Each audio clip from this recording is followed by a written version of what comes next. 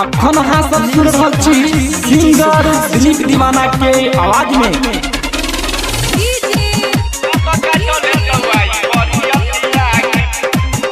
DJ Subhash Santosh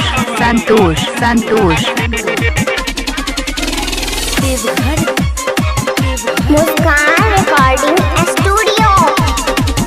एकर भगेला जवान किया करे छ गुमान सुन बतिया गे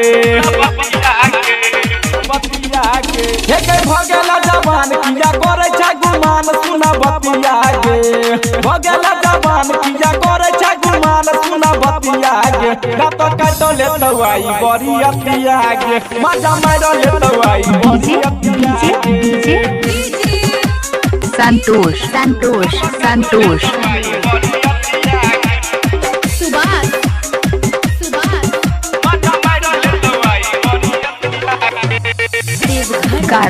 गारोल। अभी आप सुन रहे हैं मुस्कान रिकॉर्डिंग स्टूडियो की प्रस्तुति।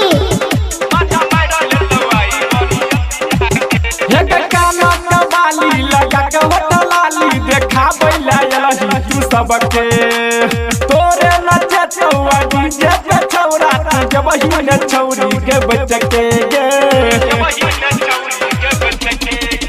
एक कानो कबाली लगा के होटल लाली देखा बैला यही तू सबके तोरे नचे चौआ डीजे पे छौरा जब ही छौरी के बचके एक करे हमर मन रे तोरे आई संग पूरा रतिया गे करे हमर मन रे तोरे आई संग पूरा रतिया गे रात काट ले तवाई बड़ी अतिया गे मजा मार ले तवाई बड़ी अतिया गे। Music by DJ Subhash Jamua.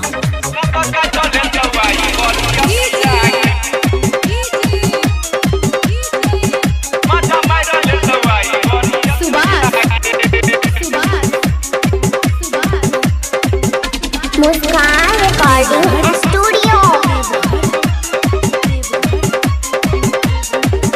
एक गाला गुल्ला गुल्ला लागे छोरा सा गुल्ला मालिक छौरी के टपके धीरे से अपन हिला ले कमरिया के डीजे वाला संगे से टके गे